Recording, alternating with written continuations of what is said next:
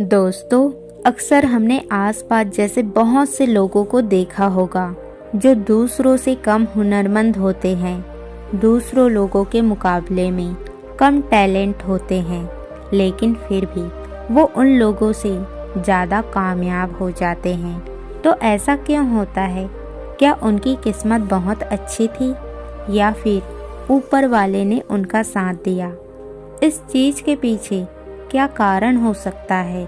जरा सोचिए। इसके पीछे सबसे मुख्य कारण आलस्य होता है। जी हाँ, कामयाब होने के लिए सिर्फ हुनर नहीं चाहिए, उस काम को करने के लिए जोश और हिम्मत चाहिए। अगर आप में जोश और हिम्मत जगह पर आलस्य है, तो आप में कितना भी हुनरमंद हो, वो हुनर किसी काम का नहीं रह जाता। जैसे दीमक एक पेड़ को अंदर से खोखला कर देता है। बाहर से तो पेड़ वैसा का वैसा दिखता है, लेकिन अंदर से वो पेड़ खोखला हो चुका होता है। उसी तरह आलस्य यह आदमी को अंदर से खोखला बना देता है। उसका जोश, उसकी स्फूर्ति अंदर से मर चुकी होती है। चाहे बाहर से वो आदमी स्वस्थ नजर आए, लेकिन अंदर से आलस्य ने उस दीमक की तरह उस आदमी के शरीर को अंदर से खोखला कर दिया होता है। आज की जो कहानी मैं आपको सुनाने वाली हूँ, उसमें आपको आलस्य के कुछ मुख्य कारण पता चलेंगे और साथ ही आपको आलस्य को हटाने के लिए कुछ योगी उपाय बताए जाएंगे। तो दोस्तों, चलिए कहानी शुरू करते हैं। एक बार की बात है, एक आलसी आदमी बुद्ध के पास आकर कहता है कि हे बुद्ध, मैं अपने आप से बहुत परेशान हूँ। मैं बहुत ही आलसी आदमी हूँ, इसलिए सब लोग मुझे ताने देते रहते हैं।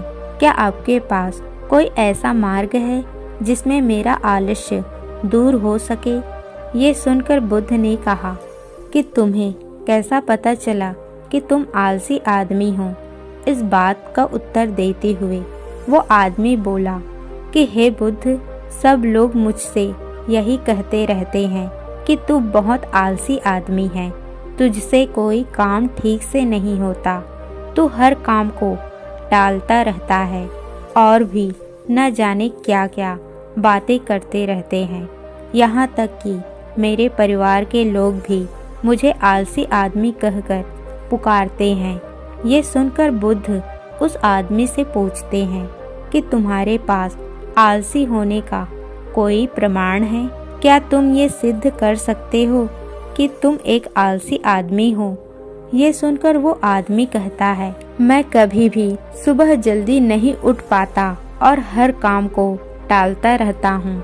मुझे लगता है कि आलसी होने के लिए ये प्रमाण काफी होगा। इस आदमी की बातें सुनकर बुद्ध कहते हैं कि आलस्य को समझने के लिए हमें ये जानना होगा कि आलस्य क्या है और वो आदमी के शरीर में कैसे जन्म लेता है। अगर कोई आदमी किसी काम को पूरा मन से नहीं कर रहा, उसमें उस काम के प्रति जोश नहीं है, उत्साह नहीं है, तो उसका कारण आलस्य होता है और आलस्य जोश और उत्साह का विपरीत होता है। इसे समझने के लिए हमें ये जानना अत्यंत आवश्यक है कि आलस्य आदमी के शरीर में दो स्तर पर जन्म लेता है, शारीरिक स्तर और मानसिक स्तर। ये कहते हुए बुद्ध ने उसे समझाना शुरू किया कि सबसे पहले शारीरिक स्तर पे आलस्य से कुछ समझते हैं। इसके बाद बुद्ध ने अपने धम्म के भिक्षु की तरफ इशारा करते हुए कहा कि तुम जरा गौर से इन भिक्षुओं को चलना, उठना, बैठना और लेटना देखो। इन भिक्षुओं के चलने में एक तालमेल होता है, एक लय होती है, एक आनंद होता है। और जब ये बैठने के मुद्रा में होते हैं तो उनकी रीढ़ की हड्डी सीधी होती है और गर्दन उठी सी होती है। और वहीं पर जब ये लेटते हैं तो उनका पूरा शरीर एकदम शांत और स्थिर होता है। और वहीं पर जब एक आलसी आदमी चलता है तो ये एकदम झुका हुआ, थका थका और बिना आनंद के चल रहा होता है। याद रखो, 70% आलस्य हमारे उठने, बैठने, चलने और लेटने से तय होता है। अगर हम अपनी इन आवश्यकताओं को समझ लेते हैं और होशपूर्वक चलने, उठने और बैठने का अभ्यास करते हैं, प्रयत्न करते हैं, तो हमारा 70% आलस्य दूर हो जाता है। शारीरिक स्तर पर आलस्य का दूसरा मुख्य कारण होता है सही नींद न लेना। अक्सर हमें पता ही नहीं होता कि हमें कितनी देर तक सोना है। याद रखो, एक मानव शरीर को सीमित समय की नींद लेनी चाहिए।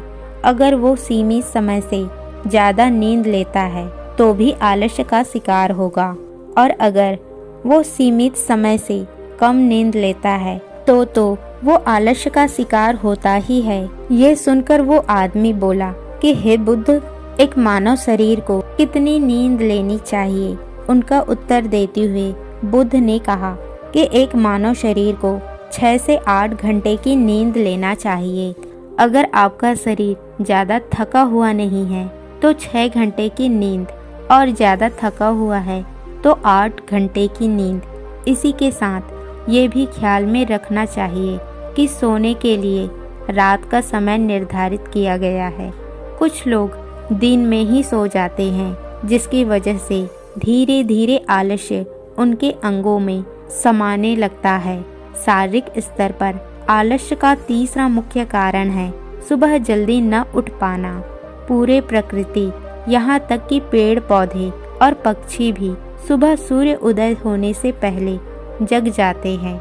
यह हम पक्षियों को देखकर भी समझ सकते हैं कि प्रकृति मनुष्य को जगाने का कौन सा समय निर्धारित कर रखा है। अगर हम सुबह जल्दी उठते हैं, सूर्य उदय होने से पहले उठते हैं, तो हमारे शरीर में स्फूर्ति होगी, एक ताजगी होगी, और हम हर काम में अपना मन लगा पाएंगे। ये सुनकर वो आलसी आदमी बोला कि हे बुद्ध, लेकिन मेरा काम ऐसा है जो मैं रात में कर पाता हूँ। इसी वजह से मैं रात में सही समय पर नहीं सो पाता और सुबह जल्दी नहीं उठ पाता।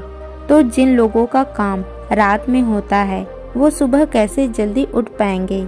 ये सुनकर बुद्ध कुछ सोच विचार करते हैं और उनके बाद कहना शुरू करते हैं कि जिन लोगों को काम रात में होता है उन्हें अपना काम पूरा मन लगाकर करना चाहिए, और यदि ऐसे लोग रात में काम करके दिन में भी सोते हैं और सीमित समय की नींद लेते हैं तो वे भी आलस से बच सकते हैं। लेकिन रात में कितनी गहरी नींद आती है, उतनी गहरी नींद दिन में नहीं आ पाती, क्योंकि दिन में शोर शराबा ज़्यादा होता है जिससे आदमी गहरी निद्रा में नहीं जा पाता। इसलिए जो आदमी दिन में सोता है उसे कुछ ऐसी व्यवस्था करनी चाहिए जिससे बाहर का शोर शराबा उसके नींद में बाधा ना बन सके। इसके लिए वो अपने कानों में रुई वगैरह ठूस सकता है जिससे बाहर की आवाज़ उसके कानों में ना पड़े और वो गहरी नींद ले पाए। शारीरिक स्तर पे आलस्य का अगला मुख्य कारण होता है भोजन सही समय पर और सही भोजन करना शरीर के लिए अत्यंत आवश्यक होता है। कुछ लोग ऐसा भोजन करते हैं जिसमें कोई जान ही नहीं होती। अब आप ही सोचिए, जिस खाने में जान ही नहीं होती है, जिस खाने में ऊर्जा ही नहीं है, वो खाना आपके शरीर को ऊर्जा कैसे दे सकता है? और अगर इंसान ऐसा खाना खाएगा तो उसका शरीर किसी भी काम को करने में प्रतिरोध करेगा ही। अक्सर गलत समय पर उल्टा सीधा भोजन करने से आदमी का मोटापा बढ़ता चला जाता है और एक पतले इंसान के मुकाबले एक भारी शरीर वाले इंसान के शरीर में ज़्यादा आलस्य पाने की संभावना हो जाती है। इसीलिए ऐसा भोजन करो प्रकृति से सीधा प्राप्त हो रहा हो, जिसमें कुछ ऊर्जा हो। ये सुनकर उस आदमी ने कहा कि हे बुद्ध, शारीरिक स्तर पे तो आलस्य को तो मैं समझ गया हूँ, लेकिन मानसिक स्तर पे आलस्य क्या होता है, इसका उत्तर देते हुए बुद्ध कहते हैं कि इंसान को अपने जीवन में बहुत सारी नाकामयाबी मिलती है। जब वो नाकामयाब होता है, किसी काम को पूरा नहीं कर पाता, तो उसका जोश और उत्साह अगले काम को करने के लिए ठंडा पड़ जाता है। जब भी वो किसी नए काम को शुरू करता है तो उसका पिछला काम उसके मन को प्रभावित करता रहता है। इसलिए वो नए काम को पूरे जोश और उत्साह के साथ और पूरा मन लगाकर नहीं कर पाता और यही आलस्य का कारण बन जाता है, जिसकी वजह से वो नया काम भी पूरा नहीं हो पाता, क्योंकि उसने उसका पूरा मन और पूरा जोश नहीं लगा होता है। इसके लिए हमें ये समझना जरूरी होता है कि जो पिछला काम हमारा पूरा नहीं हो पाया, उसे भी हमें बहुत कुछ सीखने को मिला है। उससे हमें एक अनुभव मिला है जो हमें नए काम में लगा सकते हैं। तो पिछले काम के प्रति नकारात्मक नज़रिए रखने के बजाय सकारात्मक नज़रिया रखेंगे तो आलस्य हमारे मन में नहीं आएगा। मानसिक स्तर पे आलस्य का दूसरा मुख्य कारण होता है लक्ष्य का स्पष्ट न होना। ये कहकर बुद्ध उस आलसी आदमी से सवाल करते हैं कि मान लो यदि तुम किसी जंगल में फंस गए हो और तुम्हारे पास खाने पीने के लिए कुछ भी नहीं है, तो तुम क्या करोगे? वो आदमी कहता है कि हे बुद्ध, मैं जिंदा रहने के लिए मैं उस जंगल में खाने पीने का सामान ढूंढूंगा। ये सुनकर बुद्ध कहते हैं कि अगर तुम्हें फिर भी खाने पीने का सामान नहीं मिला तो? इसका जवाब देते हुए वो आदमी कहता है कि हे बुद्ध, तो मैं किसी भी तरह किसी भी कीमत पर उस जंगल से बाहर निकलने का पूरा प्रयास करूंगा। तो ये सुनकर बुद्ध कहते हैं, चूंकि वहाँ पर तुम्हारा लक्ष्य स्पष्ट है, इसलिए तुम्हारे शरीर में कोई आलस्य नहीं आएगा। उस समय तुम्हें पता होता है कि तुम्हारे शरीर के लिए अभी सबसे ज़्यादा जरूरी खाना पीना पूर्ण है। अगर तुम नहीं ढूंढोगे तो मर जाओगे, और जब तुम्हारा लक्ष्य स्पष्ट होता है तो आलस्य तुम्हारे मन में आ ही नहीं सकता। लेकिन हमारे दैनिक जीवन में हमारा लक्ष्य स्पष्ट नहीं होता है, जिसकी वजह से हमारे मन की ऊर्जा इधर उधर बिखरती रहती है। अगर हमारा लक्ष्य स्पष्ट होगा तो कोई आलस्य, कोई ताकत हमें हमारा लक्ष्य प्राप्त करने से नहीं रोक सकती। और इसी तरह अगर किसी काम को करने की हमारे पास कोई ठोस वजह नहीं होती तो भी हम उस काम को टालते रहते हैं।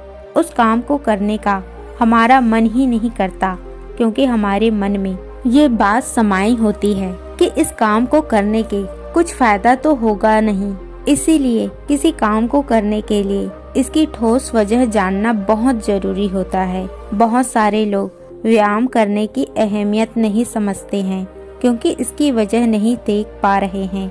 वो सोचते हैं व्यायाम करने से क्या फायदा, लेकिन जो आदमी दूरदर्शिता रखता है, जो ये देख पाता है कि अगर आज मैं व्यायाम नहीं करूँगा तो भविष्य में मेरा शरीर कितनी रोगियों से ग्रस्त हो सकता है, तो ऐसे आदमी के पास स्पष्ट लक्ष्य भी होता है और ठोस वजह भी होती है, और इसलिए वो लोग व्यायाम भी करते रहते हैं।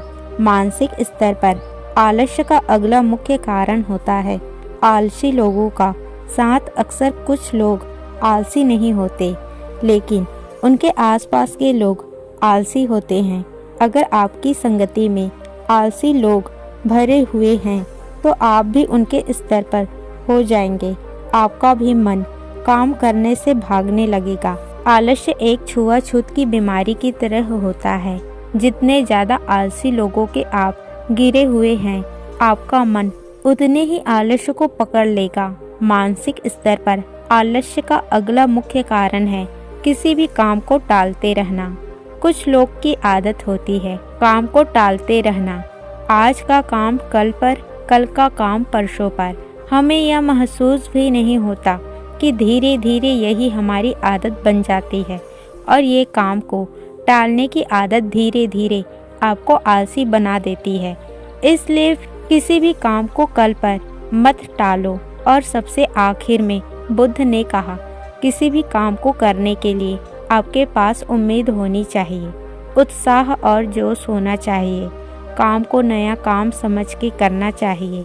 उसके बाद बुद्ध ने उस आदमी से कहा, याद रखना, अगर तुम्हारे पास कोई स्पष्ट लक्ष्य है और उसे करने के लिए और तुम्हारे पास कोई ठोस वजह भी है तो दुनिया की कोई ताकत तुम्हें वो काम करने से नहीं रोक सकती। दोस्तों, जीवन में अगर कुछ हासिल करना है तो हमारे पास सिर्फ आज का ही समय है। ये मत सोचो कि कल आएगा, ये मानकर चलो कि हमें जीतने के लिए सिर्फ ये 24 घंटे मिले हैं। इन 24 घंटों में मरने से पहले मैं क्या कर सकता हूँ, ये समझ लिए कि एक एक सेकंड मिलकर 1 मिनट बनता है और एक एक मिनट कर 1 घंटा बनता है, घंटे घंटे एक पूरा दिन बनता है। तो हमारे लिए सबसे ज़्यादा ज़रूरी वो सेकंड है जिसे पूरा दिन बना हुआ है। इसलिए अपनी किसी भी सेकंड को बर्बाद मत करो, क्योंकि एक बार जो घड़ी बीत गई वो वापस लौटकर कभी नहीं आती।